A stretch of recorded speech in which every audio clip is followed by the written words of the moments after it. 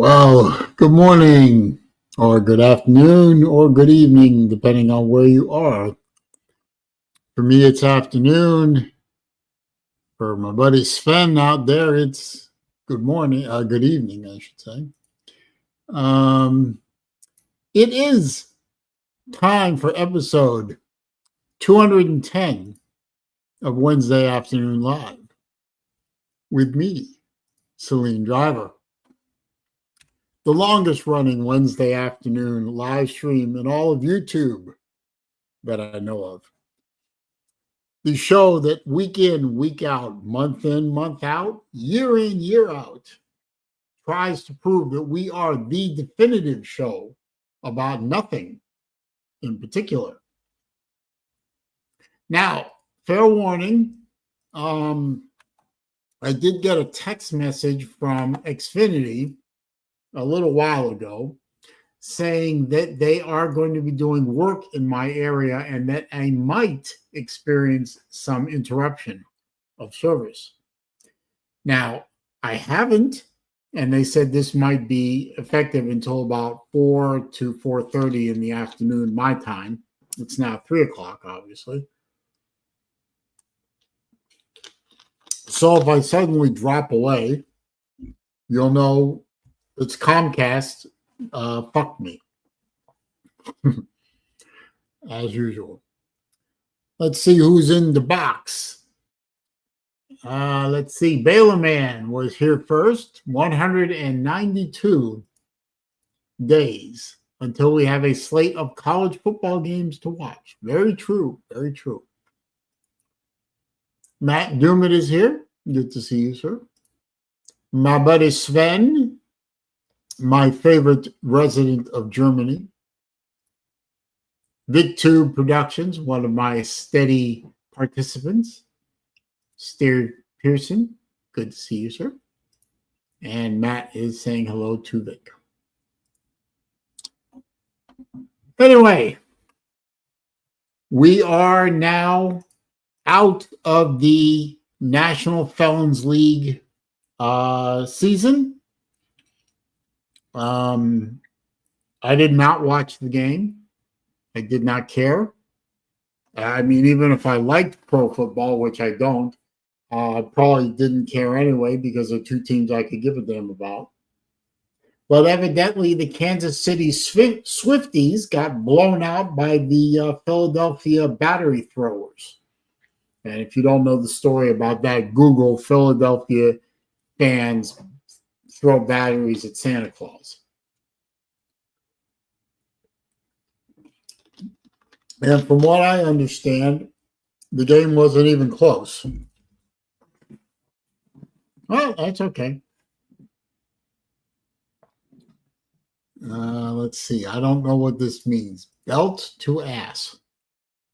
I don't know what that means, but we don't kink shame here on the SaleenDriver YouTube channel. If that's what VidTube Productions likes, then that's what VidTube Productions like. It was I assume. Oh, that's what the game was. The game was a belt to ass. Okay. The game was belt to ass. So a good old fashioned ass whooping. Okay, I get it. Yeah, not, I mean, it was 40-0 at one point. That can't be. Was it really that bad? I know the score was like 40-22 or something like that. I don't know. Oh, good afternoon, Zone of Tucson 93. Good to see you here, sir. Oh, okay. Sven says it was 40-0. VidTube says 40-6. Either way, that's an ass whooping by any other name. So I guess at some point they scored some garbage points to make the game 40-22. Raj. Anyway, from what I understand and gather on Facebook and YouTube and other places, a lot of people seem to be very happy with the fact that the Kansas City Swifties didn't win. I heard that Taylor Swift got righteously booed every time they put her on the Tron or whatever. But President Trump was there, and he got wildly cheered in Nolens. I thought New Orleans was a chocolate city, according to former Mayor Ray Nagin. It was a chocolate city, and we must do everything we can to make it a chocolate city. And whatever. That was back in the post-Katrina days. Battle Angels here, my very favorite lady YouTuber and the most patient and long-suffering woman that I know. Good to see you here, my dear. As always. Well, let's see.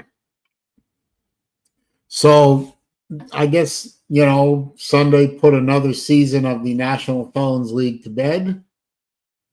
And now maybe I can just spend the off season hoping that Roger Goodell, the idiot in charge of that asylum, quits and is replaced by an actual adult who will get rid of all the woke nonsense and maybe start changing the rules back to make pro football watchable again. Until then, I'll, next year will start my 11th year in a row of not watching the National Felons League. Ramajam Taylor, good to see you, sir. Until then, I'll stick with college football, pro hockey, and all various forms of auto racing. Which, by the way, this weekend, they start the NASCAR season again, starting in Daytona. Actually, I think it starts up tomorrow with the twin qualifying races and so on. But I'm not really sure what the schedule is. But I know that on the 16th they run the Daytona 500, and I'm hoping that my boy Kyle Busch will actually be given some actual real equipment this year and get him capable of winning a race again. Because last year, RCR basically gave him junk, and he didn't win a race all year for the first time in 20 years. Kyle Busch was not in the winner's circle in the top tier of NASCAR. He did win some truck races, of course, but did not win a cup race because RCR can't be bothered to produce real race cars.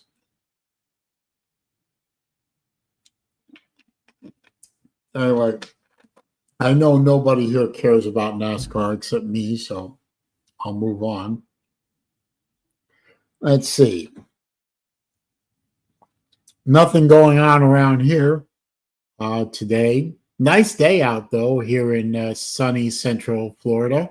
It's in the low 80s, a bit of a breeze, sunny, blue sky.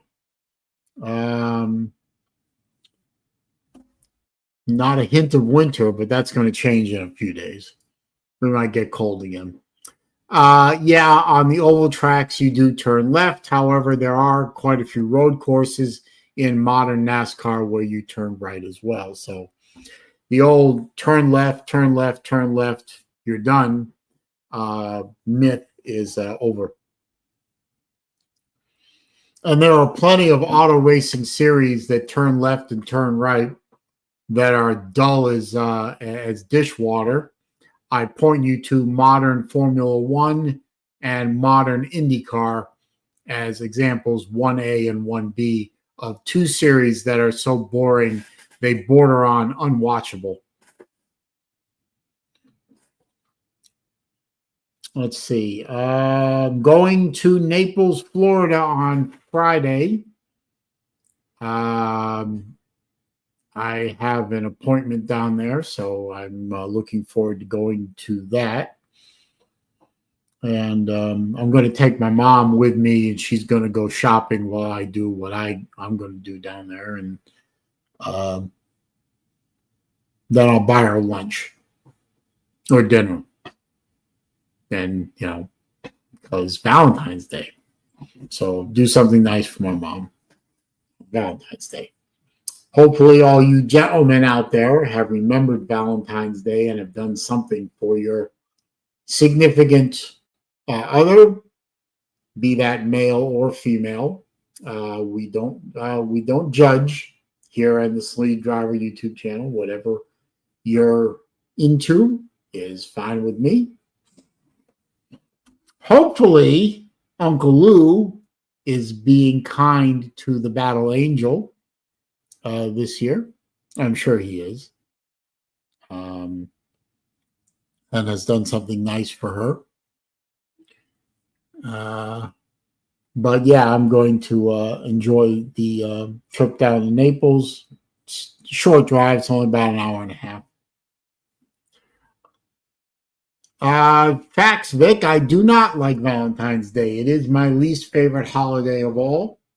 I'm not a particular fan. I was not a particular fan when I had girlfriends and or wife on Valentine's Day. I think it's forced and contrived. And I'm not alone, evidently. Evidently, Lou doesn't celebrate Valentine's Day. Yeah, I think it's a forced and contrived holiday. We end up killing a lot of flowers for no goddamn good reason. But that's one man's opinion. If you are a person who happens to like Valentine's Day, God bless you. I am happy for you. Let's see. Raj again. Jeez. Got a lot of gas going on. That's not good. Anyway, I'm going to drop the link and see who wants to pop in. Maybe we'll see an appearance by Battle Angel again, unless she's working.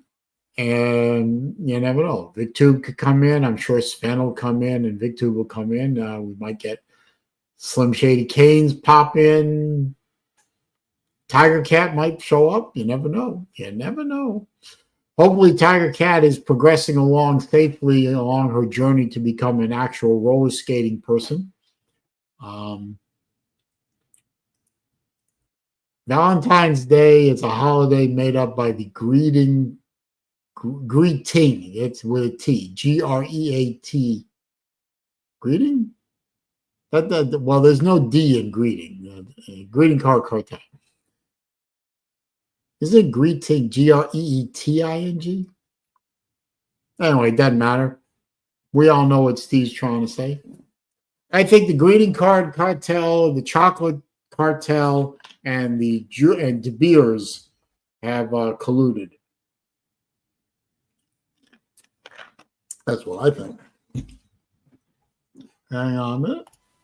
There we go. How you doing, Sven? Good morning. Congratulations. Good morning. Good evening to you, sir. Congratulations. Oh, yeah, the game. At halftime, it was 34-33. State was winning.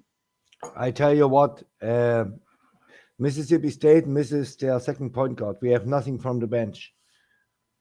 Well, we were evidently missing one of our big men about 1 or 2 minutes into the game. One of your main guys got injured. Yep. Gallen or what is his name? Condon. Yeah, Condon. Yeah. Guten Tag. Yeah, Guten Tag. What's up, Vic? But we did get our main guard back. But you won fair and square, and I congratulate. Oh, thank you.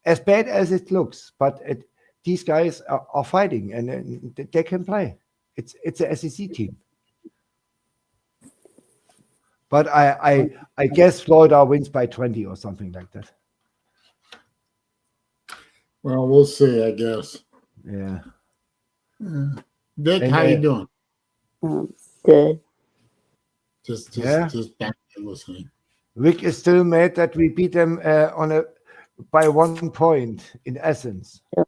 Yep. He lost to freaking Mississippi State, to the poverty poor. Yeah, we did. Yeah. Yeah, how's that former Gator coach working out for you? Well, I mean, we're getting there. Maybe, hopefully. I mean, his first year, we were absolute dog shit. Second year, which was last year, we made it to the NIT, and yeah, we almost made it to the tournament, but we did make it into the NIT, and we made a deep run in the NIT, got the Final Four. So hopefully, this year we can make it to the big dance. Know that we're one of those bubble teams. So. Yeah. Georgia needs rebounding. This is the biggest. I watched the whole game against Mississippi State, and Mississippi State won the game because we got 85% of all rebounds. Nobody on Georgia is capable to rebound against Matthews or Ward. These guys 6'7" and bigger, and that's bad. I mean, it's a SEC team. You need a really good rebounder under the rim. Otherwise, you have no chance against the better teams. And Mississippi State is not a better team. As I said all year long, we are decent. We are a borderline tournament team. I see us as an 8 seed, 7, 8 seed, something like that. I'd like to see if Florida could make a deep run in the big dance, but I guess we'll see, how healthy they are going into it. Yeah. What I don't understand with Florida is they had a chance to get this Auburn guard, this freshman, this 5-star, and he went for I think $20,000 more to Auburn over Florida. It was they told us during the Florida Auburn game. Florida went to Auburn and beat them by 10 or something like that last week. Yeah, we choked against Texas A&M. We were up 34-23, so we were up by 11 early in the second half, and we choked. Yeah. This is not joking. It's not. Texas A&M is not far behind Alabama, Auburn, and Florida. Texas A&M is a really, really, really good team. No. Texas A&M is a legit 3 or 4 seed. And you should be proud of Georgia, Vic, that they had a lead against Texas A&M. Normally, these guys blow you out. If they play full speed, they blow you out. You have no chance. They are really good. It's no trolling. You should be proud of Georgia that they had a lead. Yeah. Texas A&M is a good team. It's like Missouri. Missouri, they have one day they can't hit a wall mark from 2 yards, and the other day against Mississippi State they hit 23s. You never know, but that's not tournament teams. Tournament teams are we come and we beat you, and we beat you no matter what, and that's only 4 teams so far in the SEC. It's Alabama, Auburn, Florida, and Texas A&M. Tennessee lost two in a row. Kentucky loses to Vanderbilt. What the heck? I mean, it's Kentucky. Kentucky don't look like Kentucky this year. Yeah, Calipari is now in Arkansas, and he won 2 games, and they think they can make it to the dance, but I don't think so. It's too late. They have not enough games left, and they need signature wins. They need wins over seeded teams, really seeded teams, and not a Mississippi State or Miss. They need wins over Tennessee, Auburn, Florida, and I don't see it.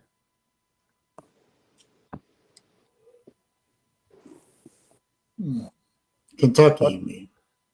Yeah, I don't think Florida plays Kentucky again this year, except maybe in the tournament. Kentucky is a slightly this year a slightly better version of Mississippi State. They are 1 game better as State, 1 game, and this is mind-boggling. Kentucky 20 years ago, 10 years ago, 5 years ago. Close your eyes. Look the SEC standings, 1 or 2. It's Kentucky. Well, you live by the one and done, and you die by the one and done. I mean, Yeah, they don't have a developmental program anymore. They have a bunch of kids that came in, played a year, and left, and at some point it caught up to them. And the same will take place in football. These runs from Georgia, where Kirby can come in and say, okay, Stetson, you are a walk-on. It's no problem. Sit your ass down, practice hard, and you get your shot. Ain't gonna happen anymore. I think Georgia's in trouble. I think Georgia's in trouble this year in football at the running back position. I think they got a problem. I mean, Georgia was one example. I mean, Alabama, Texas, all these teams who are normally have 50 or 55 5-stars. That ain't gonna happen anymore. Missouri comes and says, "Hey, third-string tackle at Alabama, you are 5-star. How many NIL you get in Tuscaloosa? 50,000. Okay, we give you 200,000, and you can start." Guess what he does? Well, that's why I was saying all along that the transfer portal and NIL are going to kill this. Yeah, and long term, this is not sustainable. And this kills good programs like Georgia, like Alabama, and like Texas.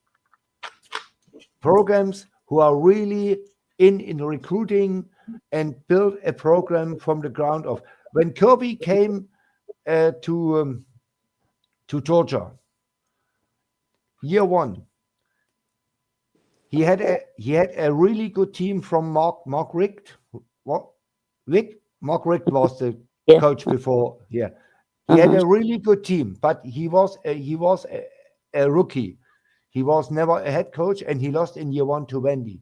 But look, 2 years later, he went to the national championship game. Well, it was 1 year later. Or 1 year later in 17, yeah, and he lost to Alabama, to Tua and Hurts, right? And that you don't see this anymore. I thought Lou was gonna self-immolate after that game. I really thought Lou was gonna lose his mind. All right. Well, I wanted to, but yeah.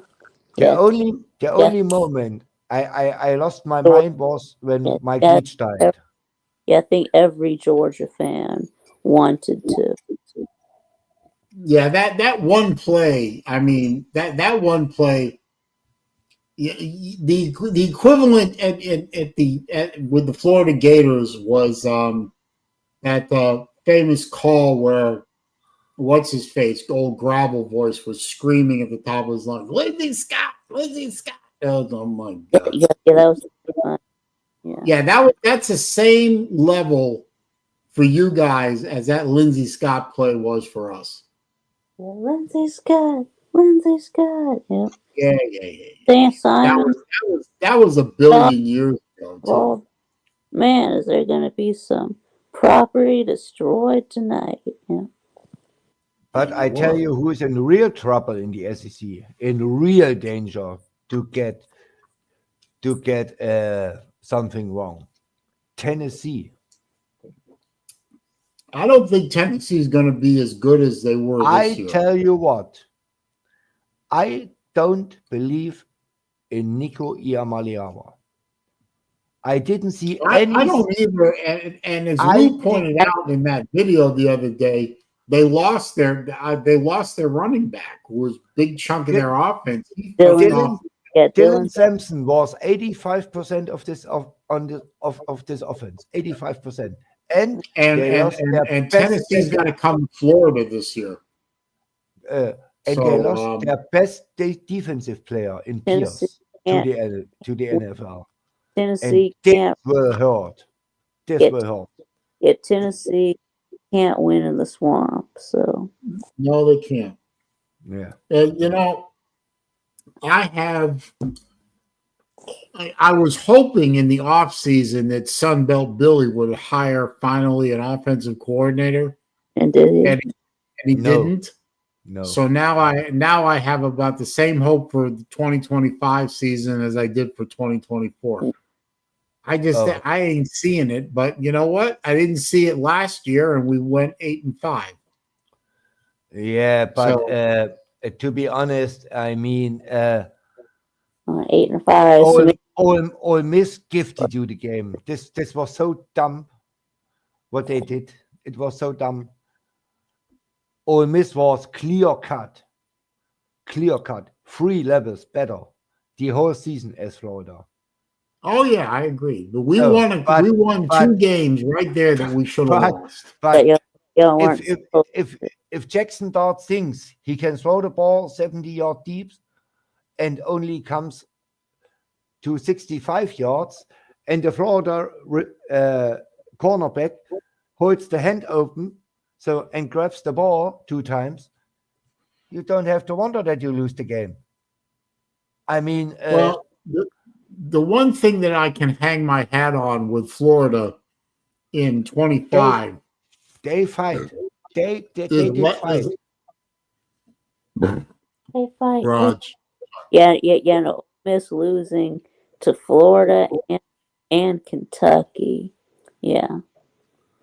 I see the fact that we now have Lagway with a little more experience. I mean, he played like a freshman last year. Yeah, he didn't do bad. He didn't do great, but he didn't do bad.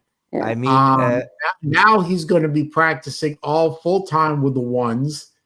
I think they got him a couple more weapons on the outside. I don't know what our running game is going to look like. I don't think anybody does really. Our offensive line is pretty good. Maybe with Lagway as a sophomore, maybe he does better. Maybe we can do better with Lagway, and Lagway can see what happens. Lagway can rally the troops. These guys run through a wall for Lagway. The problem with Lagway, I think Lagway is one of the better returning quarterbacks in the SEC. Yeah. He gives us a chance. No. Defense has to play. No. Yeah.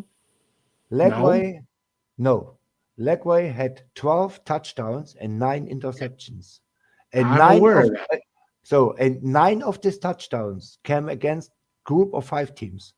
And that's a fact. You can look it up. It's a clear cut. No, I don't deny that. But as I said, he was a freshman. The biggest problem with Lagway is, can he get this interception ratio down? He can't Florida has such a hard schedule, like Mississippi State. You play 7 or 8 ranked teams. If Lagway turns the ball over 2 times, you don't win a game. Forget it. No, I agree. But then again, he's not a freshman anymore, and he has experience. Yeah, that's what I said. If he don't turns the ball over, you have a chance in every game. He can run, and he's a leader, but he can't turn the ball over. That's the key point. It's not the defense. It's not the wide receivers. Your key point is Lagway, and can he manage the interception ratio? I agree. He's got to play like a sophomore, not like a freshman. Yeah, And he's got to control the ball better. But I think that comes with experience and coaching. We'll see what happens. I mean, I don't expect Florida to win the SEC. I mean, of course not. No, they still have to get past Georgia. But Georgia, I think Florida is now behind Georgia with what they're bringing back this year versus everybody else. Florida is still behind Georgia, but Georgia got a few problems of their own. Well, I mean, Florida has been behind Georgia for the last 4 years. So yeah, I'm aware of that. But what I'm saying is, Florida is now creeping up on Georgia a little bit more. I don't know if they can beat Georgia again this year in the cocktail party, but I think they can beat Tennessee. I think they can beat quite a few of the teams that are on their schedule. Georgia and Texas, I don't think so, but the rest of them give it a shot. Saleen, did you expect that in week 3, Ole Miss loses at home to Kentucky, and 4 weeks later, Georgia comes to town and they blow these guys out? It was like week 5, but yeah. Yeah, something like that. And it's the same with Florida. You never know if Florida Florida can beat anyone in the SEC. They can beat Alabama, they can beat Texas, and they can beat Georgia. But I don't know if they can beat Texas and Georgia. I think they can beat anybody else. No, Texas and Georgia are on another level right now. No. You have enough talent. You have enough talent on this roster to beat anybody. But what it takes is a flawless game and 1 or 2 errors from Stockton or a fumble or something like that. Well, admittedly, before DJ got hurt, we were competitive with Georgia. I mean, I don't know if we could still beat them, but we were at least making the game worth watching. To this point, Lagway completed 2 passes in this game. Ask Vic. He would tell you. Yeah, but he's also a dual threat quarterback. So defense. Yes. He was injured in that game. So. Yeah, and I'm saying until he got injured, the game was competitive. After that, it wasn't. I think no, it was still competitive. I mean, it was a 1-score game in the 4th quarter. So yeah. Now, I don't have enough hubris in my body to right now in February to say, yeah, Florida can walk into Jacksonville and beat Georgia. I mean, that's what that's a possibility. Octavian. Yeah, that's what Octavian is saying. Well, I'll tell you, I mean, I don't know Octavian. I've never really encountered him. But Octavian is bonkers. I mean, come on now. Yeah. But I think we play. Do we play Texas in the swamp this year? Yeah. Yeah. So we have a shot in that game because it's at home. But I don't have the hubris to say we're going to beat Texas. I mean, Texas and Georgia, like I said, Texas and Georgia are on another level from Florida and all the rest. I think in all the other games on our schedule, we can be competitive. And we can probably win a good chunk of them. Now, last year, we beat Ole Miss and we beat LSU. I don't think we were supposed to win either one of those games, but we did. Of course not. Of course not. But look, Lagway is a sophomore. Connor Stockton is I don't say true freshman. He's a freshman. He played 2.5 games, let's say. Yeah, but he's got a lot more weapons on the outside and around him. But he is still a newbie, and red shirt. Yeah. There's Here's the problem with Georgia is their running game. They're starting a sophomore at running back who was a freshman last year. Frazier. I don't know what they got behind him, but I don't know what the R2 and R3 look like. But I think it's your the two running game Robinsons. is a little weak. Yeah. Georgia's running game is Frazier. He's good. He's really good. And behind him, two Robinsons. I don't know the first names. It was Branson Robinson and Roderick Robinson. Yeah, and both were injured all the time. Well, I mean, Branson Robinson is not any good. I mean, even when he played, Okay. he was just slow. And And then we had Roderick Robinson. Yeah. Broke his foot. So yeah. He missed all season. Came back but what I want is continue, Vic. Sorry. Okay, hang on a minute. Hang on. This is important.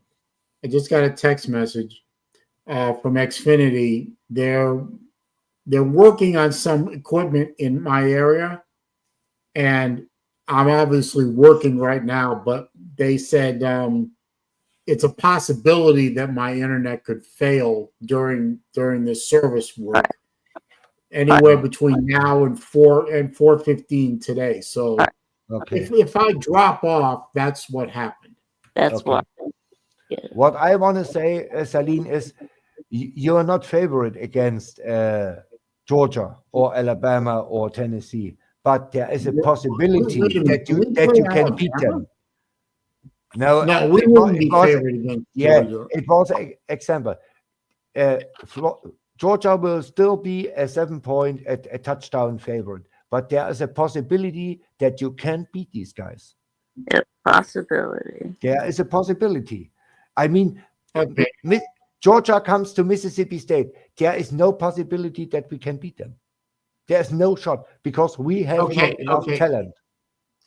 Here's the Florida Gators schedule for 25. Let's see.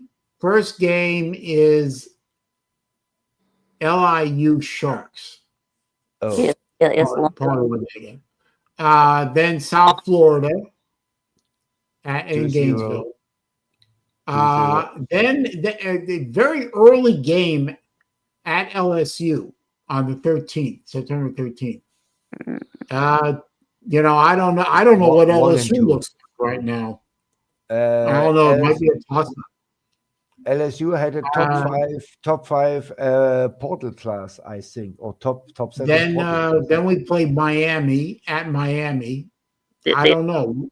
Yeah, they got Carson back. Yeah, so. Yeah, might win that game, might not. I'd call LSU and Miami toss-ups right now.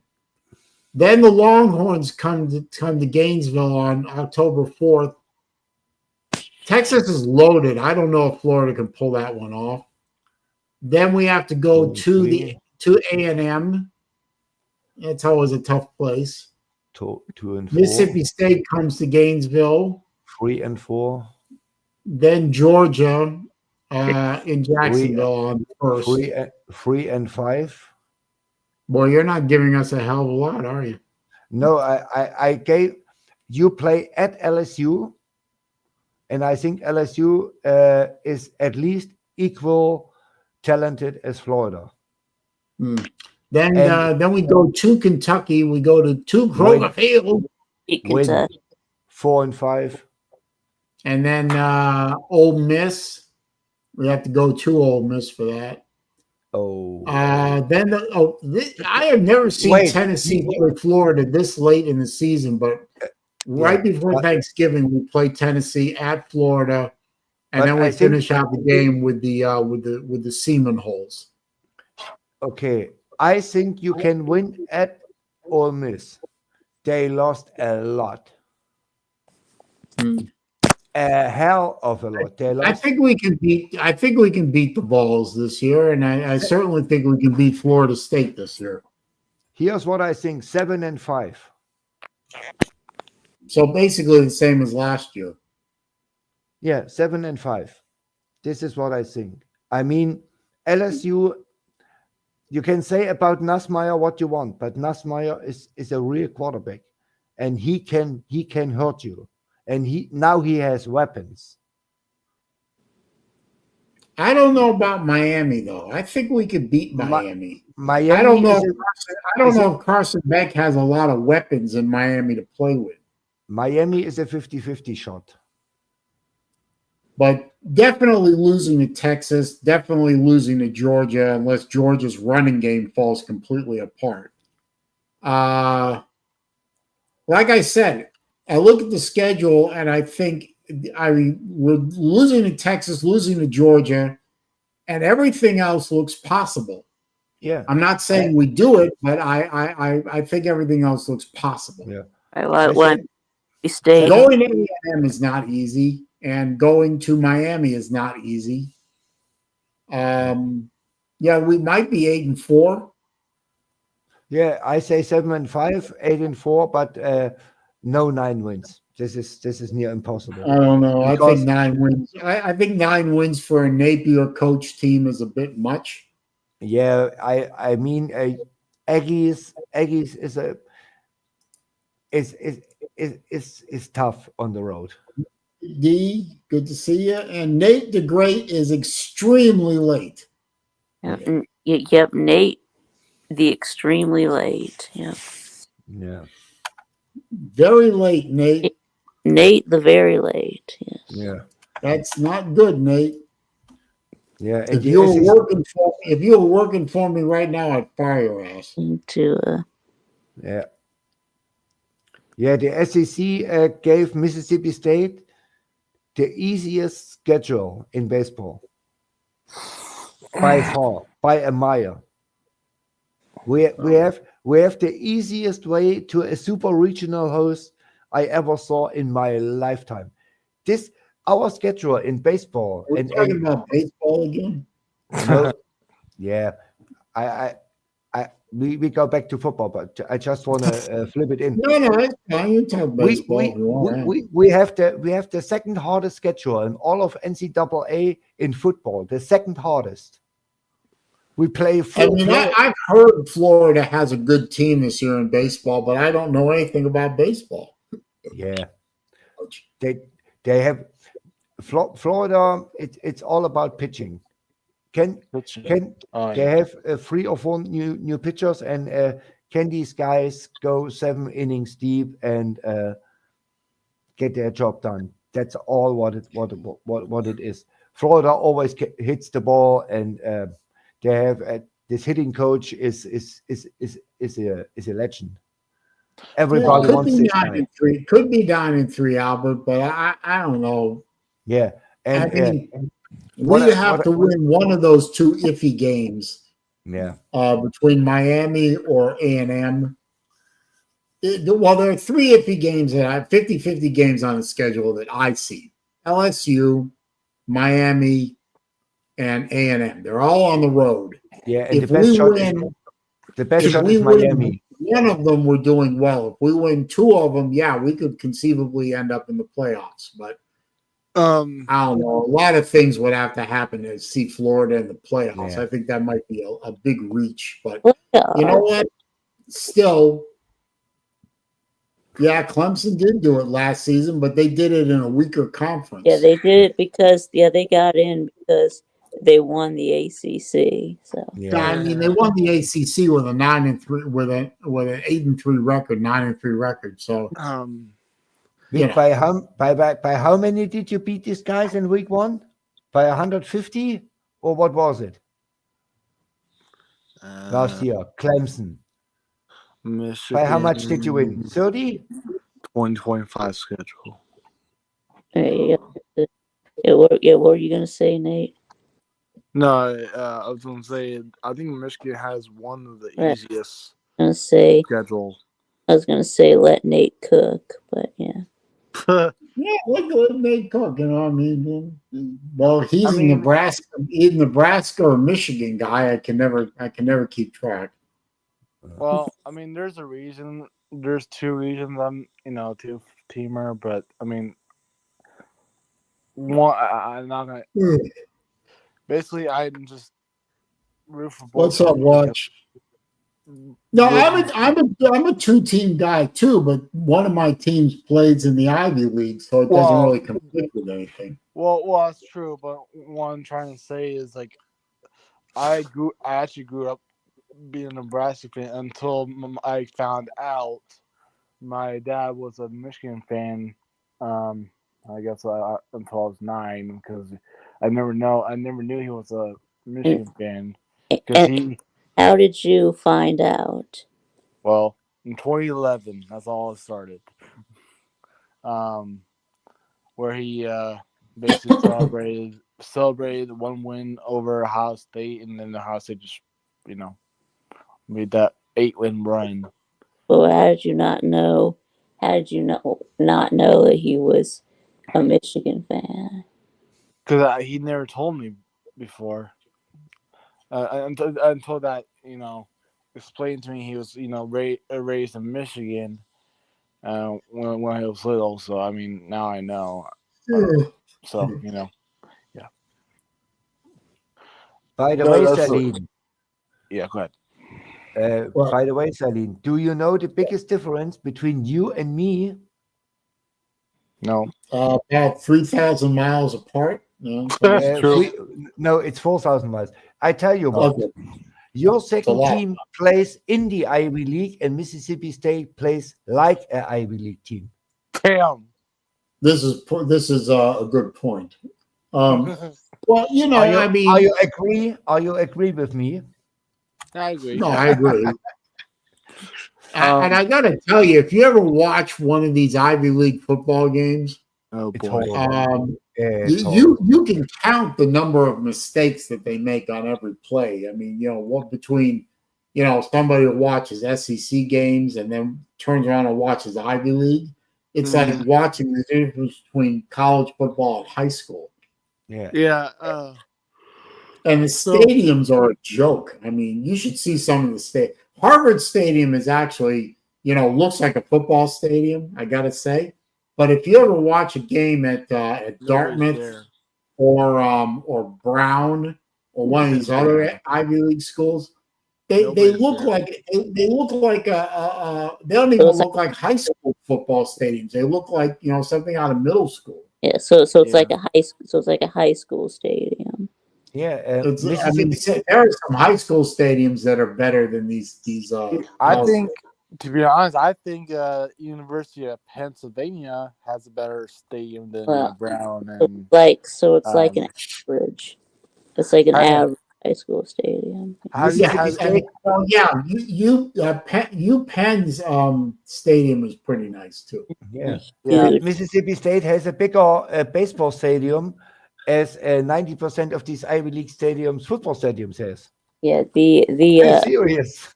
This is true. You ain't wrong. I know that.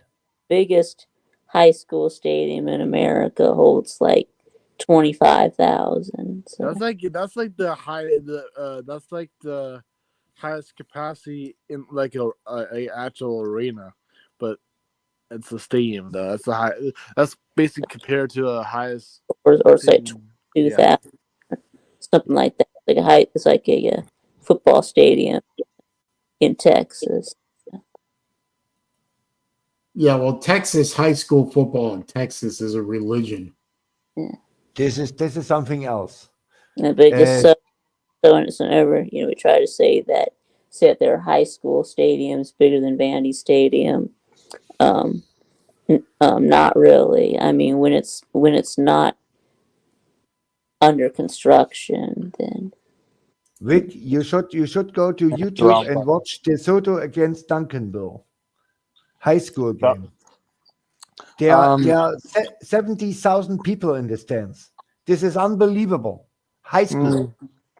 And these two teams play better as 80% of all NCAA teams. High school teams in Texas. This is crazy. 40,000. How talented these guys are. So by the way, I think Vanderbilt Stadium holds like 40,000. I mean, when it's not being worked Well, on.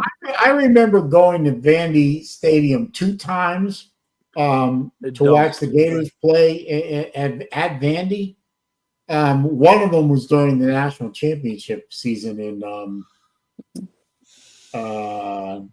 '96, I think it was. Let me guess. Anyway. It was dump. No, I didn't get drunk.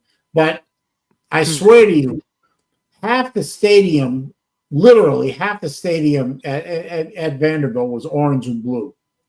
Damn. Of course. Yep. And we blew them out. Both times that I was at the game, we blew them out. I mean, it was just, How it I don't is. know why the Vandy fans showed up. Yeah, that's how it is whenever Vandy plays Georgia, Florida, or Tennessee. Tennessee, or Alabama. Tennessee is 95% Tennessee fans. Yeah, 95%. there's always more of the opposing fans there than are actually Vandy fans. Yeah.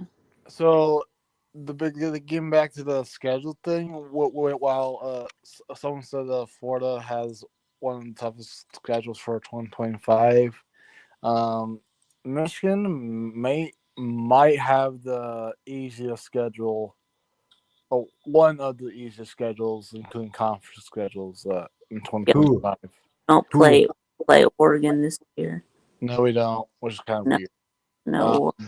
So the first game we play is New Mexico at home. Yes. And we play at Oklahoma. Oh, Yeah, you might win that one. Yeah. Yeah, that's like a 50. maybe.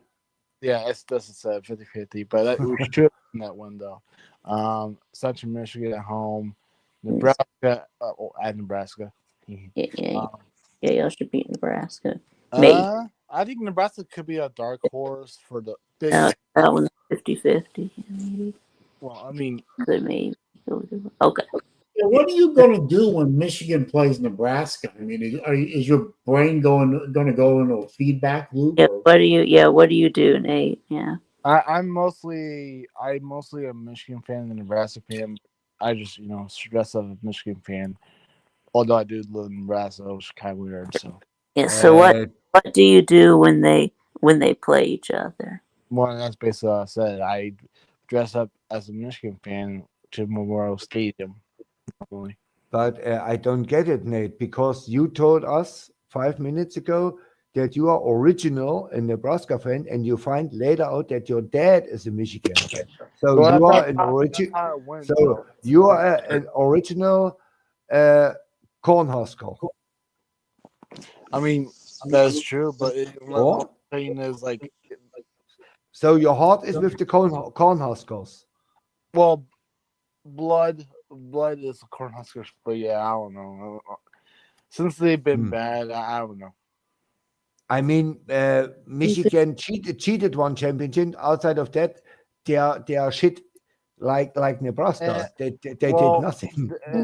If you're saying they're shit, why didn't they win their bowl game then against Alabama? I mean, yeah.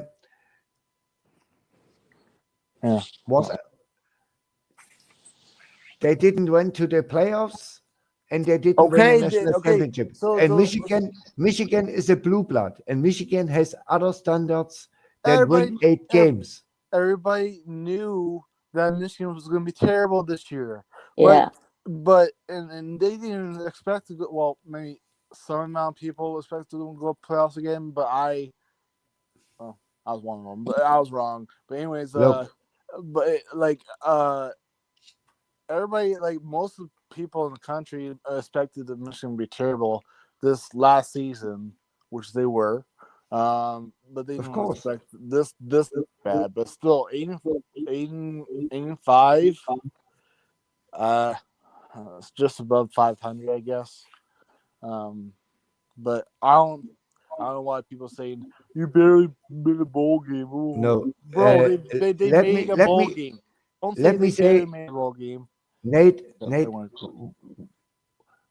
we have to do it the other way. Look, the most talented team in the Big Ten is Ohio State. Agree? Yeah, I agree. Okay. Yep. The second most talented team, Oregon. Agree? Yep. The third most talented team, Michigan. No, I think it was Penn State this year. But Michigan. no.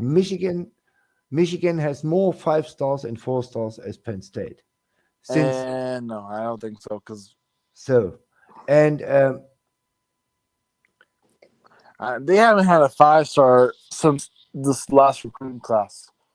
Michigan, and before this last recruiting class, they haven't had a 5-star. Y'all had a since- quarterback that y'all bought. Yeah.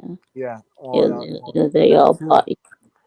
Yeah, y'all bought Bryce Underwood. Yeah. Okay. Nebraska bought Dan Raiola. yeah, but is Raiola good?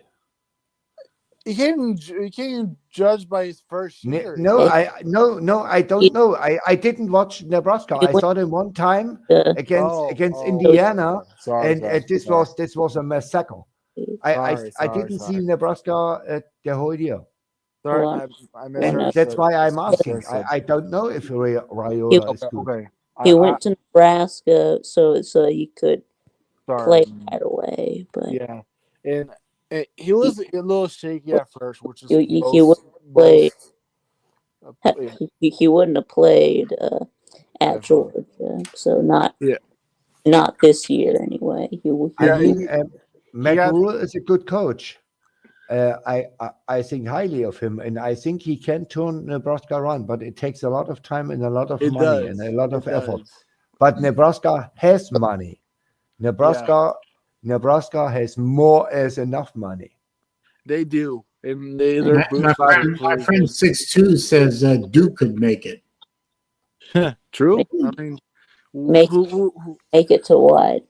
Playoff. I guess the playoff. I don't agree, but it's possible. A playoff team in that. I mean, they were close being a playoff team. I mean, 9-3. A playoff team in that. And plus, I'm not saying they will. I'm just saying it's possible they will, but I don't know. It's not impossible. Nothing's impossible. Just ask Boise State. What I have a sneaky feeling about this year is that Clemson is really good. Yeah, I have that too. I have a sneaky feeling that Clemson goes 11-1 and will at least go to the Final Four. Will they lose to South Carolina again? No. Okay. No. Okay, I was joking. Clemson's nightmare is gone. Kyle Kennard is not longer in South Carolina. Okay. He won the game single-handedly. And I think Klubnik, 2 years ago, terrible is not enough. and last year, he was amazing. This year, he was amazing. And if he plays like this year, and they got him real weapons and a really, really good defense, Clemson can be good. And Dabo know how to coach. I mean, the guy won 2 championships. Yep. Yeah, now we finally discovered the transfer portal. Yeah. And it only took them long enough. I mean, you practically had to beat the man over the head with a baseball bat to get him to say the words transfer portal. So what's going to be different about this year's Clemson team versus last year? The difference is that have to play Georgia. That's one thing. I forgot about that. Yeah. Don't have to play Georgia, so they should go at least 10-2. Yeah. Is it on the side again? I would, Vic. It's no trolling. I would give Clemson next year against a rookie quarterback, Connor Stockton, a 50-50 shot against Georgia. Right. I would do that this year. I don't make them favorites or say, okay, they go to Georgia or they beat you in Death Valley in Clemson, but they have a legitimate shot to beat Georgia. No, yeah. If we we're playing at the end of the year instead of at the beginning, then yeah, it would have been a much closer game. But and I really have a feeling Clemson could be good. I don't know why. So by And the I way, think Sorry, I think Ole Miss will take a really step back. Trey Harris gone. The quarterback is gone. 4 of the 5 offensive linemen are gone. I don't see Ole Miss 9-3. No way in hell. Mhm. what about like 8-5? Well, well, Maybe eight, over. 8-4. Yeah, sorry, I keep Yeah. including the bowl game, but yeah, 8-4. I think that should be really disappointing. I mean, it's not disappointing for Ole Miss. Well, I know that, but same. Ole Miss had 2 good seasons in a row, or let's say 3 good seasons. Outside of that, they are a dumpster fire. They are a 5. What? Look at the last 20 years. No, I The agree. last time these guys were relevant was when Eli Manning was there. Yep. By the way, This was the last time. They are Mississippi State. by the They way, win sometimes 7, 8 games, but Mississippi State did it consistent. They didn't have losing seasons, but Ole Miss always had the seasons 3 wins, 2 wins, 5 wins. But Mississippi State had 6, 7, 8, or 9 wins every year, and this for 20 years. also, I know I stopped out Nebraska for Michigan's schedule, but they also play Wisconsin at home, and by the way, Wisconsin has been really disappointing with Fickle. Mhm. And anyways, then they play at USC. That should be a win for Michigan because Lincoln Riley's been a dumpster fire. And Wisconsin hit rock bottom. Yeah. Yeah. And they play Washington at home. I think actually This is tough. This is tough. To be honest, Washington will have a I don't mean not a 9-win program, but they can win 8, 9 games. I agree. Washington, to be honest, I think Washington and Michigan could be a Big Ten rivalry. Maybe not a big one, but if you can see it from last year and the year before, although Washington has been, hasn't been to Big Ten like before last year. If you know what I mean, I would say I won't say hate yet, but they don't like Michigan because what they did. It was, they play at Michigan State. That could be a trap game too. If Michigan State is good or not, normally they're not. I don't think so. Yeah, that's what I say. I don't think they will, but you never know. Do you play Indiana? No, well, a team in Indiana, Purdue at home. No, I mean, does Michigan play Indiana? No, they don't. Damn it. They play at Northwestern, which is I think to be at Wrigley Field again. Until their new stadium would be built. And then play at Maryland and at home Ohio State. Is Tua still Tua Junior still the quarterback at Maryland? I think he or is he retired? Went to the draft. I don't know. I have no idea. Because he was a graduate student after he. Oh, yeah, he was there for 1,000 years. But to be honest, Nate, I'm not a Michigan fan, and I don't like Michigan since this Harbaugh stuff here. I mean, he got cheated twice in the season, and this Harbaugh is borderline a criminal. Let's be honest. He's an NFL though, but I mean, you're right. No, he's a borderline criminal. What he did. Okay. And the University of Michigan is one of the oldest and one of the proudest universities the USA has. Yeah. So I agree. On this place, on a true blue blood program, this should never ever happen in a million years that the head coach of the football program of the Michigan University gets suspended twice. And Michigan University don't fire this guy. I mean, yeah, I I 100% lost agree. I lost all respect for Michigan. I mean, I wouldn't And blame you if I was I in mean, Michigan. I don't watch these guys, and I have nothing to do with these guys. But this was war. Yeah. I don't know. I mean, And they still won 90 though. I mean, it's not Yeah. asterisk.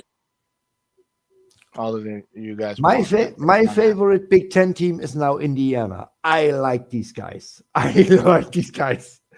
But And why I do you think like Indiana if it is a one-sided done team? no. I tell you why.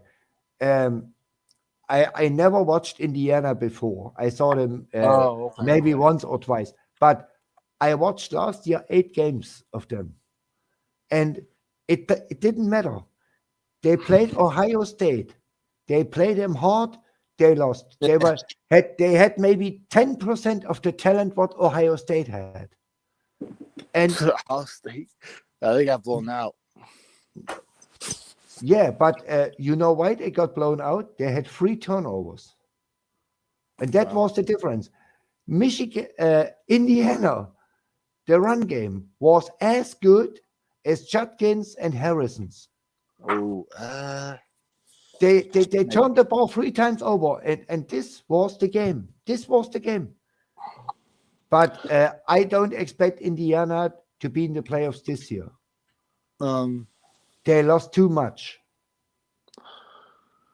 I actually also I don't know if you all remember this rivalry because it was not really a huge rivalry, but do y'all know the rivalry called Battle of Illybuck? Do you know the two teams that hate each other? I won't say No. hate each other, but still, No. the rivalry or no? Of No. Illy what? Illy Buck? Illybuck. Do you want to What the heck is this? Okay, no idea. Well, Just I mean, I'm assuming you don't know. So basically, it's a rivalry, old rivalry between Ohio State and Illinois. okay. They battle for to get. Now, Right. I'm not being joking about this, but they battle for a wooden turtle. I'm not even It's joking. Illinois and the Buckeyes. That's named Illybuck. Illybuck. Ah, I mean, you can search it up later, but it's kind of no, I mean, I never heard of this. Yeah, I didn't know. now, like I said before, it's I know probably not one of the biggest, but it's like one of the underrated I know rivalries of all time. I mean, I didn't know Illinois hates Ohio right. Ohio State with passion. I mean, even though Ohio State is their daddy overall in all time series. Yeah, it's like one of those rivalries where it's like a landslide, but it's not that. It's not that landslide, but still a landslide. But still, Ohio State has the upper hand of all time series, but they haven't played since 2018, 2016. I have no idea, but yeah, they first played in I think 1927. Oh. So it's probably one of the oldest, but In 1927, we had 30 egg bowls done. They played in 1,000 years. How expensive are the eggs for the Egg Bowl going to be, right? I give us a 35% chance to beat Ole Miss this year. Oh, never mind. It was a little bit older than that. It's the rivalry began in 1925, so 2 years apart. Yeah, but I mean, Illinois will not beat Ohio State. Now it will be. Just forget it. I mean, it would be. I mean, this would be the same if Georgia rolls into Starkville and we beat them. Well, that's basically what. And that's near impossible. I would say, well, for the Bulldogs versus Bulldogs, yeah, probably. No, my saddest moment in my football lifetime, and I'm not as long as you because I'm a German and I was infected by football when my son went to Mississippi State, and that's not 100 years ago. My saddest moment was the moment I heard Mike Leach passed away, and because I knew this is the end, and it was. This was Well, my Mike saddest. Mike Leach was a generational character. I think the whole football community is poor from his death. So I mean, I just He was found it. great. I just found it. The battle for Illybuck. So the first meeting was in 1902. The score was it's a tie 0-0. And the latest meeting they played was in 2017, so I was kind of close. it was 100-0, huh? Well, no, 0-0 for the first meeting. Yes, it's tied. Yeah, no, I mean, at the first meeting was 0-0, and at the last meeting in Oh, 2020, yeah. Ohio State won by 100-0 or something like that. True. Yeah. So the meetings total is basically over 100, which is kind of surprising. 103. So it's kind of really old rivalry, but I mean, like I said, it doesn't really get its respect. But like I said, in the raid,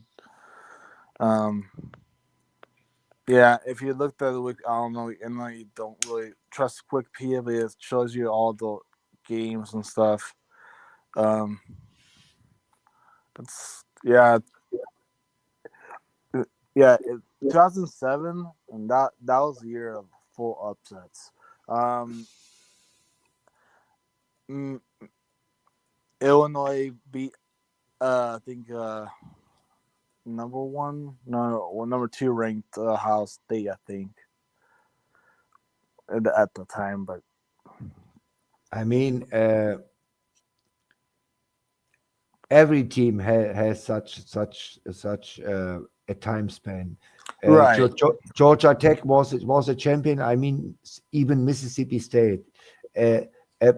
We are poverty in football, and I mean, in 2014, we beat 3 top 10 teams in a row, 2 on the road.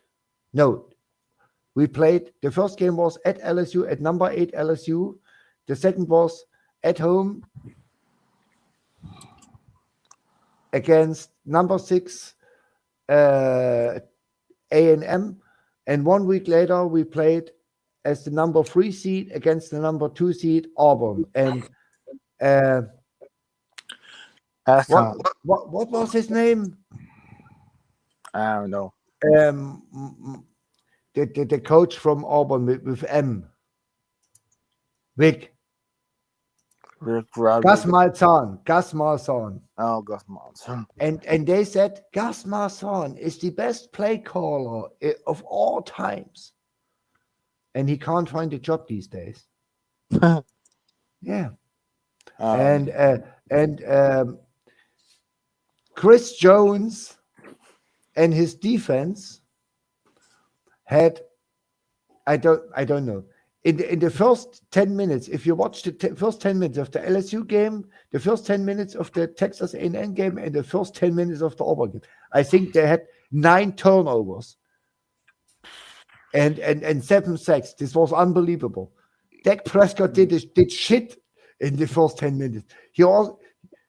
He gave the ball to the running back or run it in. The rest was all defense. Chris Jones and the boys turned these guys over. It was amazing. But yeah, before the one and every team has these phases. I mean, and Illinois, they are 100 years old. Of course, they beat the number 1 or number 2 teams once. Yeah, which is true, but I'm just saying it's like I said, it's a landslide, but not like those rivalries that is like just like 78-13 landslide. It's not that. It's like 68-30. So it's not really, Saleen, are you here? Yeah, You've got a question. Here. You got a question from Sixto in the chat. Where? Narnia. I don't see it. How What's is the question? everyone doing? Hi, SaleenDriver. Watch Sixto. Hey, Just, Vic. just want to. Yeah, just I wanna- answered that question 20 minutes ago. Oh, okay. Hey, Vic. He's here. So, sorry. Yeah. Okay. The chat is not very active today. Daniel Barry's here. Good to see him. Not a lot of activity going on there. Yeah. So Vic, I know we have a lot, rivalry going on, but I'm just gonna say that I mean, we could trash talk. But I mean, what I'm trying to say is like, you think, what do you think? If you had to predict, what team you're gonna be on the first one of the first two picks? Because between you and me, All right. Well, if you had, yeah. Well, I think I'm gonna be picked first, obviously. But I don't blame you. I mean, I think you are a little more popular than me, which is not really why, but still. But My buddy Jason's here from Aruba. actually, Aruba looks nice as the country, but yeah. Anyways, but yeah, if you had to pick like Lou team or Pete's team, I don't know what's the order, but that's what we're trying to ask. Who you could be on? What team? yeah. Well, I mean, did they say how they're No. how they're gonna decide? I don't think they have, but I'm just asking you in general. If you had a guess, like if they did, you can just say Pete or Lou. I mean, they haven't. Well, I don't know. Why are you trying to make me choose? I mean, Right, no. I'm not making you choose. I'm trying to make you no. guess. Well, no. That's no. Okay. I'm not trying to make you choose guess, but anyway, move on. Nate, it is a fun event. It doesn't matter if he plays for Pete or for Lou or for you or for me or for anyone else. The main thing is having a good time and being with your buddies. That's the main thing. Well, And don't fall off the boat. well, that's not. That's difficult with a wheelchair. That's really difficult. Well, I'm talking about Nate. That's not a problem. So I mean, anything can happen. Nate, I have a question for you What's up? because this came up last week. Mm-hmm. Battle Angel actually brought it up. It was about had I been contacted by you for girlfriend advice, and I had not, obviously, and said so. And it was the questions that were posited in the conversation were that you were asking people two things.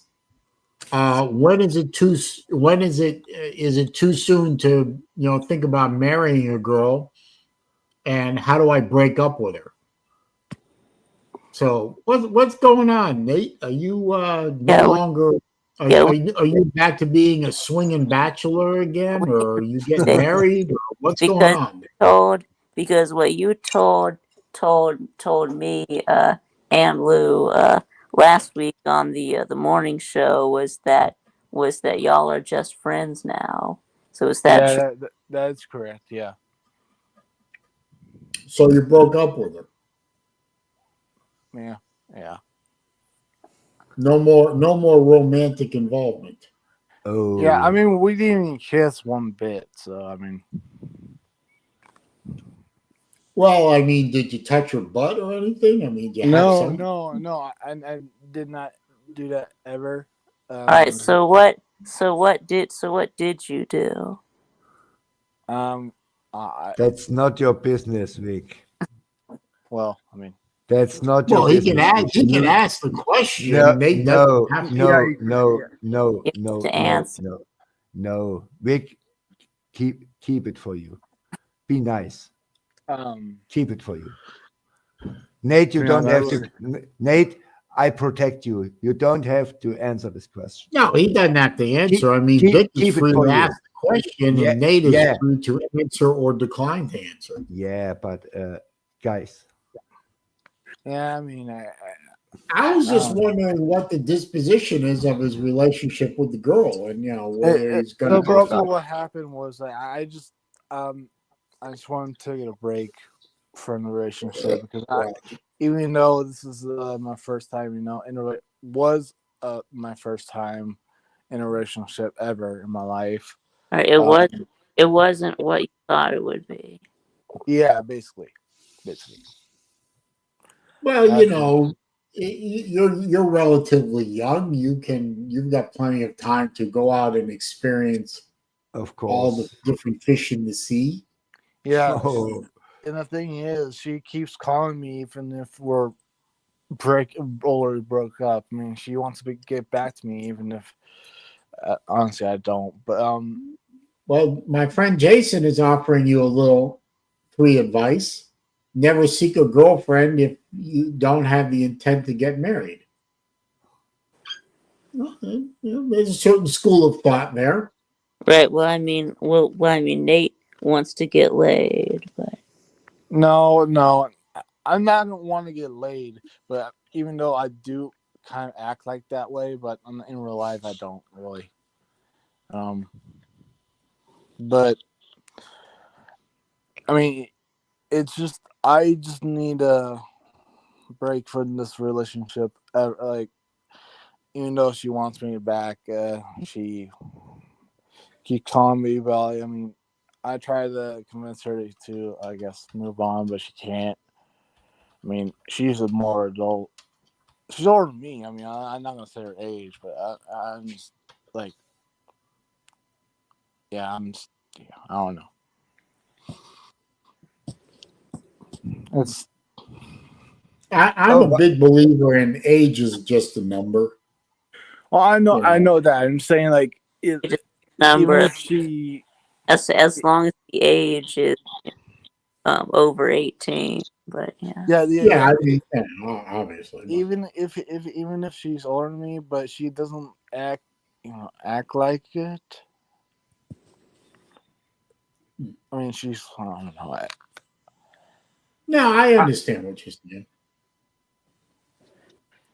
I just want to have a fine, maybe not right now because I'm trying to recover, but trying to find the right girl, even though that relation kind of had that tone, but it's just wasn't for me, to be honest. No, we understand, Nate. I mean, you got you gotta try different experiences. You gotta try different things. You gotta, you know,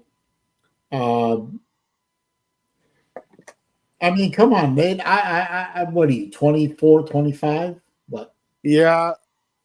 Yeah, Okay. 24. Well, No. to give you I'm 23 because I'll be 24 this year. So yeah. okay, to give you some context, Nate, I didn't have my first serious relationship until I was 22, 23. And that unfortunately didn't work out. And then I didn't meet the woman who became eventually my ex-wife until I was 27. And I didn't get married until I was 29. And I'm 27. So Yeah. So I mean, just my mom, I mean, different generation and all that. She got married at 22. My dad was 9 years older than her, so 31.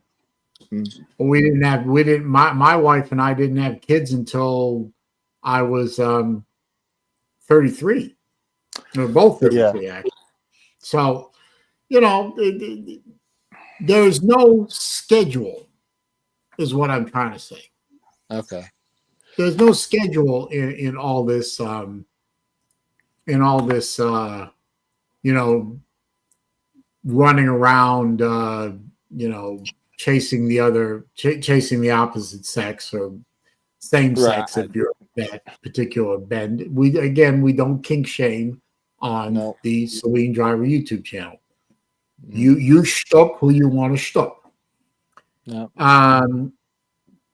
Just don't feel pressured by anyone. Not Lou, not Pete, not Vic, not me, not anyone. No. Just do what you want to do in your own time. Just don't do anything stupid and just don't do anything illegal. Okay. That's absolutely correct. But live your own life. Mm-hmm. You're a young man, and you should act that way. Yeah. Even Don't generally you don't marry the first girl that makes you go, no. ah! No. I mean, Yeah. I mean, there are the exceptions, the high school sweethearts that started dating in their sophomore Nah. year in high school and got married and now are in a Different multi-decade generation. relationship and they're still in love and so on. Nah, I didn't get that It luck. works out. Nah, I didn't get that luck, but oh well. Yeah, it normally actually this generation is kind of what do you call it? A dump because all these younglings, well, including me, that are teens and 20-year-olds, they break up easy, including me. I mean, in comparing to I guess I don't know, I'm just in a random generation. Battle Angel chirped in. Is Nate complaining he doesn't have a girlfriend after breaking up with his girlfriend? No, he's not. No, I brought the subject up, BA, not Why? Nate. Okay, never mind. Okay, Nate, two things you should learn in life. Yes. Don't engage Uncle Lou in any kind of back and forth repartee ever because you'll never win. And B, rule number one also applies to Battle Angel. You can't win. No, I agree. No, you can't win, but there are alternatives to fighting. Yes, there are. Jason says, I had my first serious relationship when I was 16, 7-year-long courtship, married at 24, still married and in love with her today. And I met Miss Design Atelier recently, and she is a lovely lady, very quiet lady. I very was married with unassuming. 23. I was married at 29. I was with her 2 years before I got married. I had a 10.5-year run of marriage.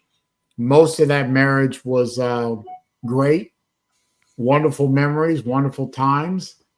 Something happened along the way that kind of flipped the script, and the marriage imploded of its own volition.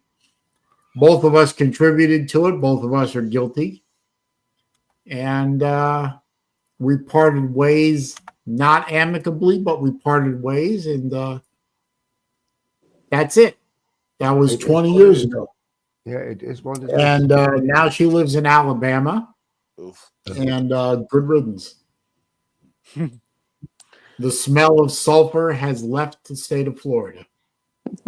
I mean, there's still sulfur in Florida, but still. He doesn't get it, but never mind. I'm trying to tell a realistic comment, but anyways.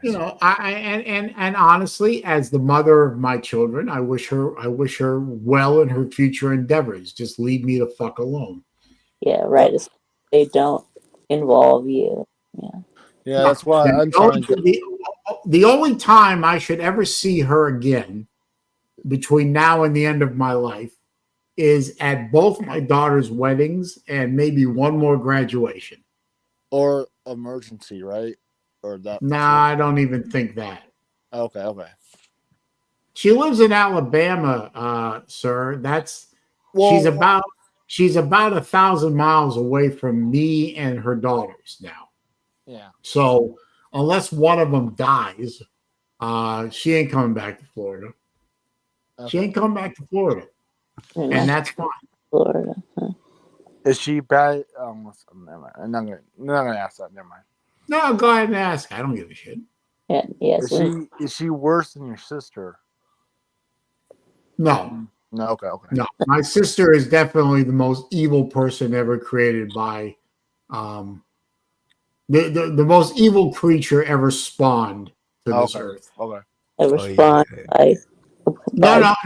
I'll amend that. Hitler, Stalin, Melissa. what about Mao? Okay, Hitler, Stalin, Mao, Melissa. That's a tough one. What about Kim? Yeah. No, she's worse than. What the Kim? Yeah, the Kim Jong people. Oh, the North Korean dictators. No, she's worse than North Korean Like dictators. Kim Jong Un and Kim Jong Il and Kim Jong. Kim Il Jong, yeah.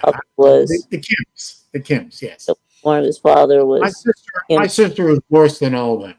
something, and like grandfather was Kim Jong Il. No, I think it was Kim Il Jong, Kim Il Jong. Kim Jong Il. Yeah. There was another one. And now Kim Jong. So there's only been 3 or Hang on. 4. Oh my North goodness. Korean leaders. Just so you know, I didn't. Here we go. Wait a minute. The Kim family, officially the Montpictou bloodline. I don't know how to pronounce that word. Let's see. There was a 3-generation lineage of North Korean leadership descending from the country's founding and first leader, Kim Il Sung. That's correct. Came to rule in 1948. Following his death in 1994, there was Kim Il Sung's role as supreme leader was passed to his son Kim Jong Il, and then in 2011 passed to his grandson Kim Jong Un. Kim Jong Un. So they get progressively fatter, or I think so. Yeah. So it's Kim Il Sung, Kim Jong Il, and then Kim Jong Un. Now, looking at the pictures I see here. Grandpa and Pa were not in terribly bad shape, but Kim Jong Un, he's a big fatty. Yeah, he's a fat bastard. The granddad fought in the Second World War against the Japanese Yes, he did. in Eastern China. Kim Jong Il. The second guy, he had 6 children with 4 partners. Yeah. He had a harem. Oh, yeah. And let's see, when was the? By the way, I'm trying to see. The net worth of the Kim family was according to Forbes, I think it was $28 billion last year or something like that. I saw this. Now Kim Jong Un only has a daughter. damn it! Come on. What is Vic?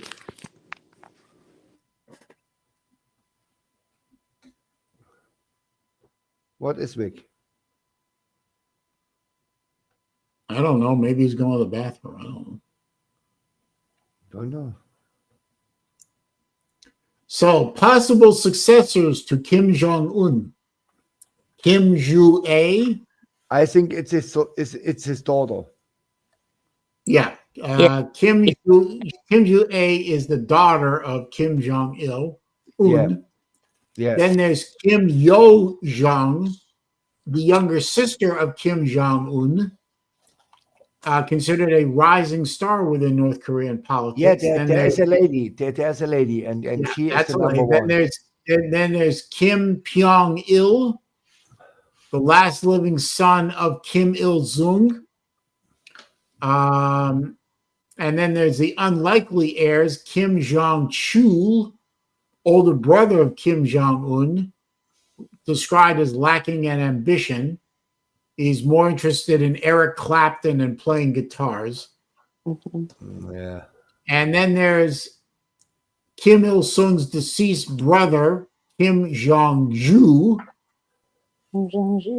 had 2 biological and 2 adopted children whose identities and current position within North Korean government are obscure.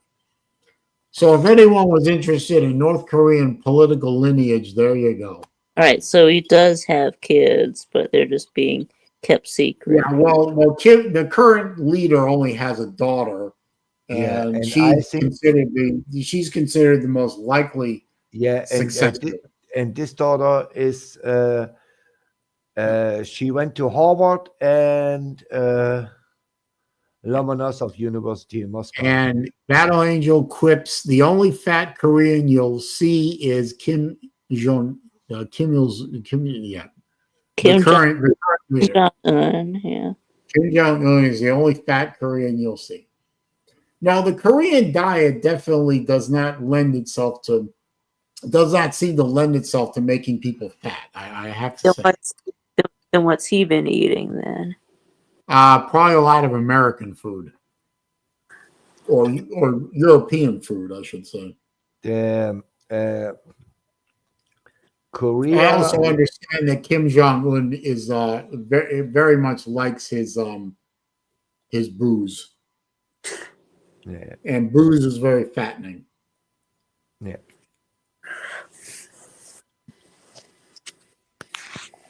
Vic, are you here?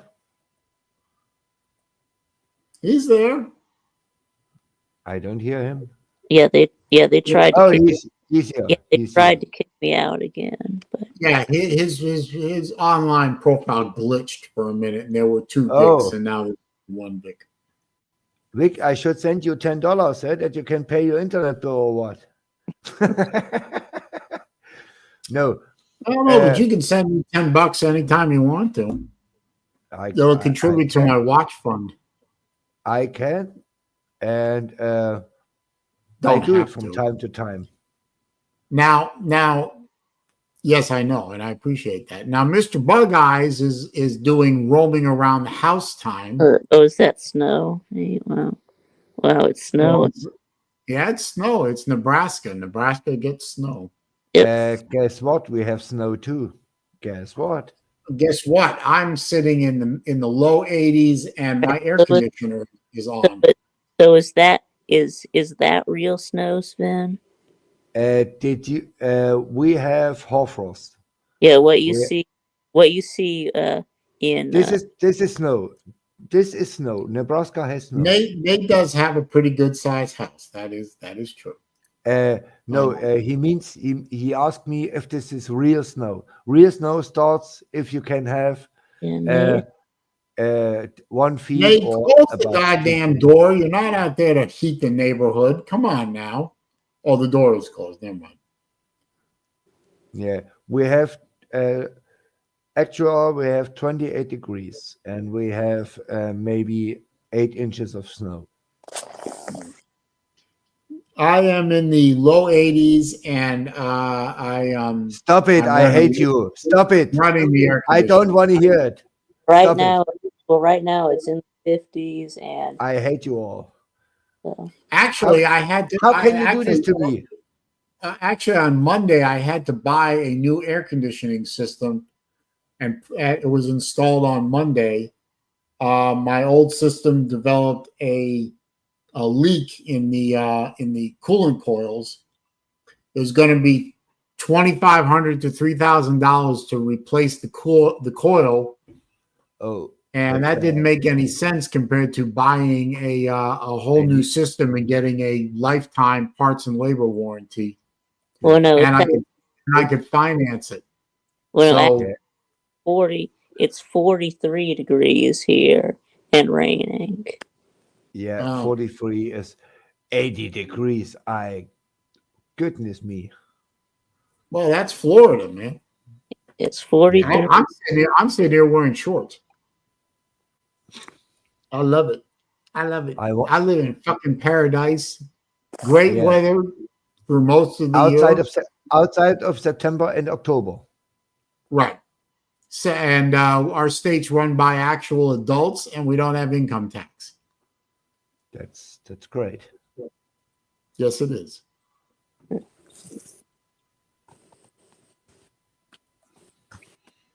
And hopefully in 2026, when we have to hold an election for governor, hopefully we get another good one. We have like 3 or 4 good governors in a row here. I just hope we can keep the streak going. What's happening? What's happening to the current governor? He has to step aside. You can't run. You can't serve more than 2 consecutive terms. Okay. He can run again in 2030, I believe, if he wants to. But he has to step aside. He'll probably run for president or maybe tap for vice president in 28 anyway. Amada is here. Good to see you, my dear. 48 and cloudy. I don't know where Amada is, but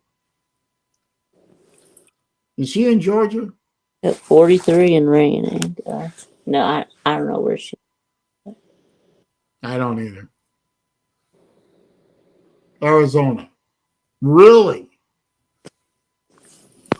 I didn't know she was in Arizona. I didn't know it got cold in Arizona. Well, Sven, you'll be happy to know that next, I think Monday, it'll be back in the highs in the 60s and lows in the 40s for a few days. So we're not that winter yet. Yeah, and everything under 50 degrees is like a hot window for you in Florida. Exactly. That's right. Anything under 50 is cold. Yeah. Yeah, you are crazy. we have 50 degrees 160 days a year in Germany. If you live in Berlin, if you live in the south or where I was born, you have 250 days above under 50.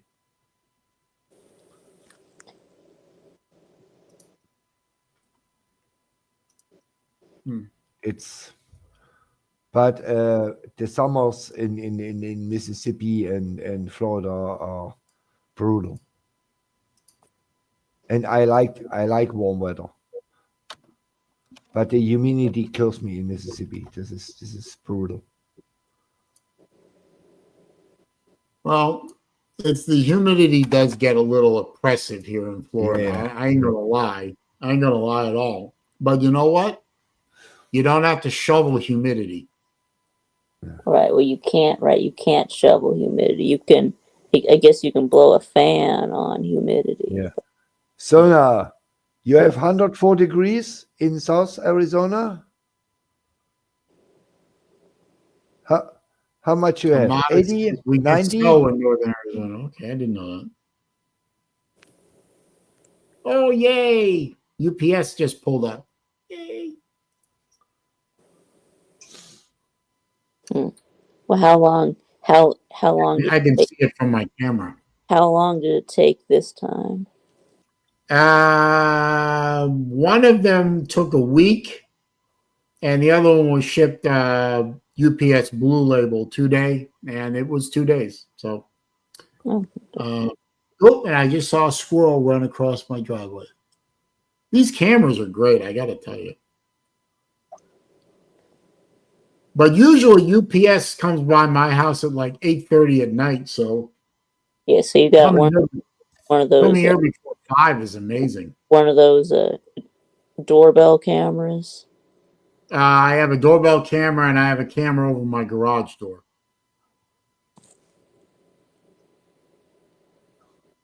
So Yep. it's the Saleen cam, the Mustang cam.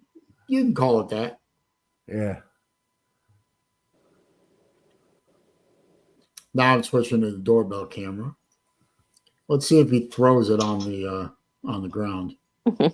Nope, he placed it gently on the ground. And there you go. Excuse me while I get that stuff put inside. Yeah. I don't want any porch pirating. Yeah. Porch pirating. Or A porch pirate is a guy who steals the. yeah, steals people's packages off their front porch. Yeah, Yeah. steal. And he hopes there is no pit bull in the area or what, or no Doberman or no Rottweiler. There we go. All done. People.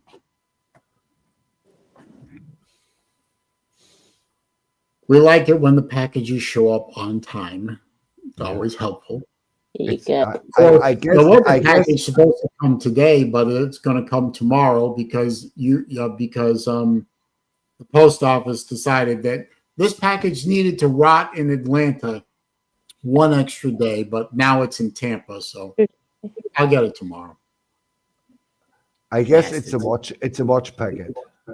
No, none of them are actually Okay. watches. They're other Okay. things. Okay.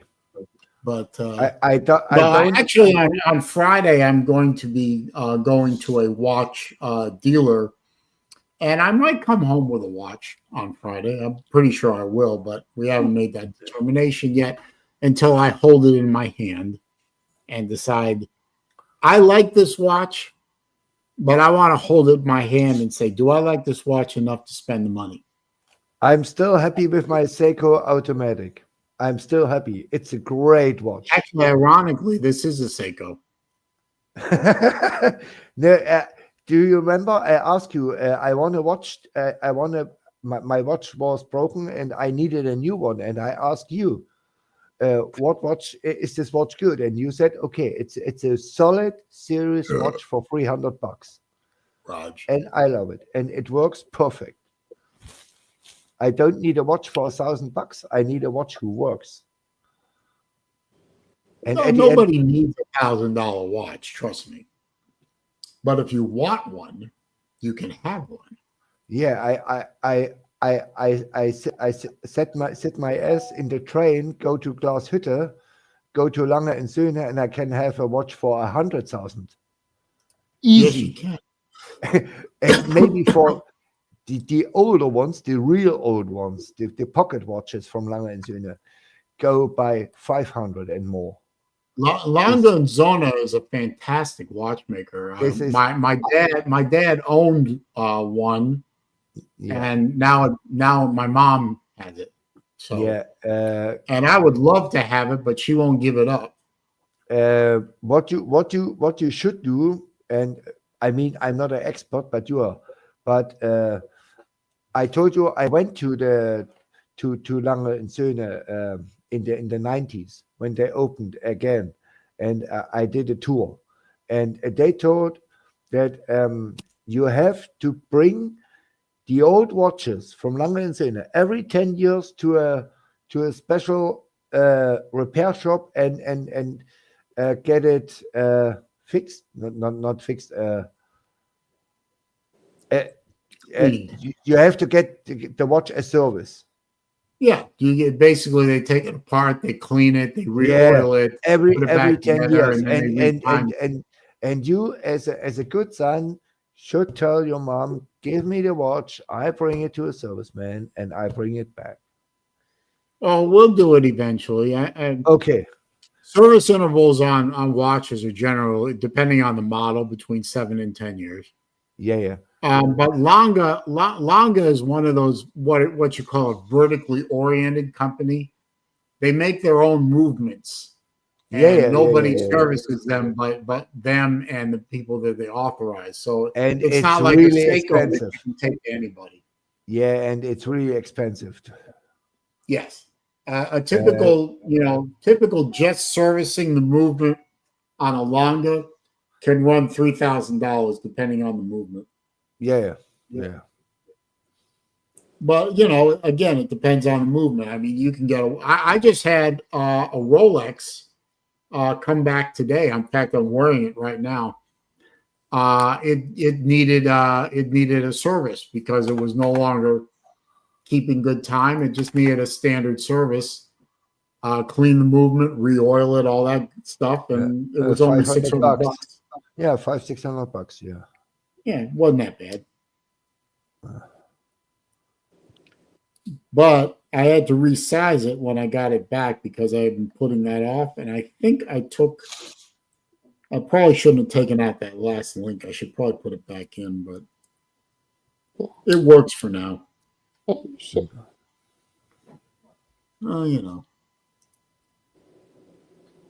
But owning a watch is like owning a car. You've got to service the watch. Yeah. All By the watches way, need a service. there was in 1990. Let me think back. 4 was a big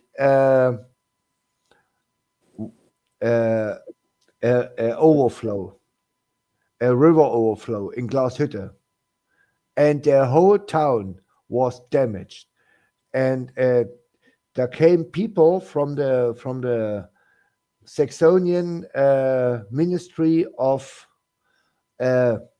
whatever, and took the whole watch companies. There's not only Lange, there's Glashütte and some other watch companies.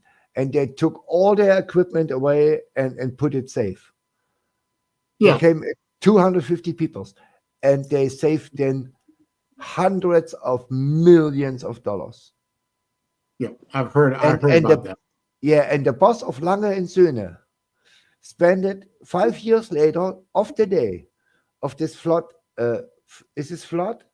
You call it a flood? A river overflow? Is it a flood? Yeah, flood. That's that word. Sorry for my bad English.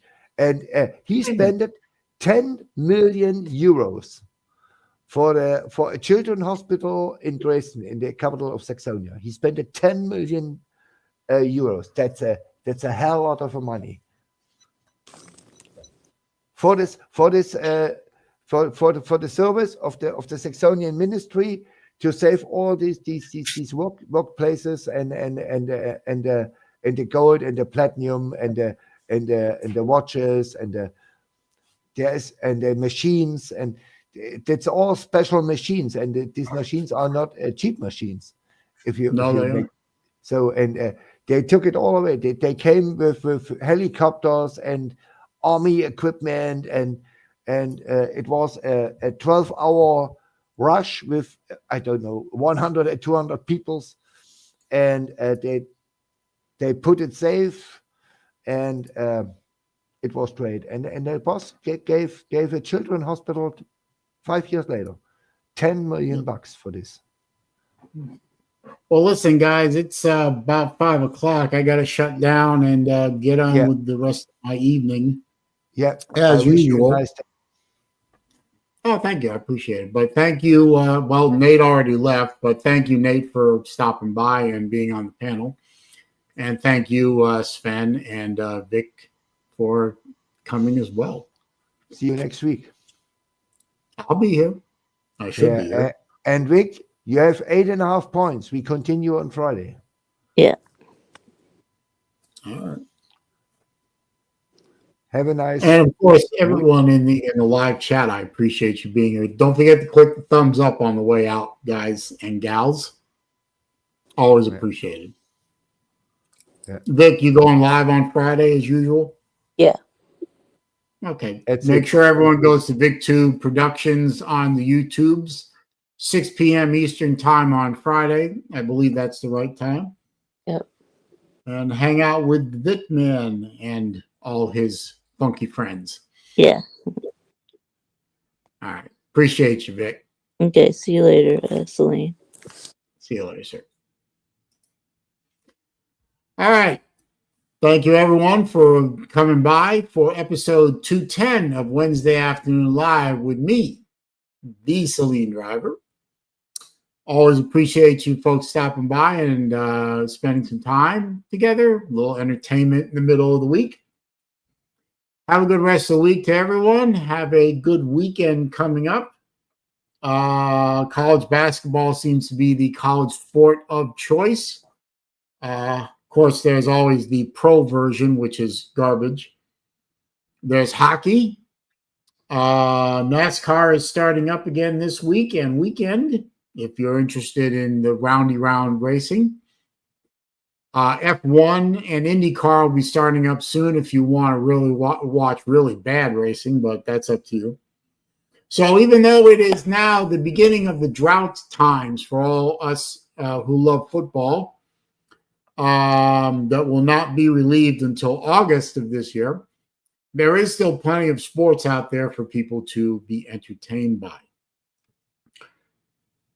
Y'all have a good rest of the week, good weekend, and I will see you soon. Peace.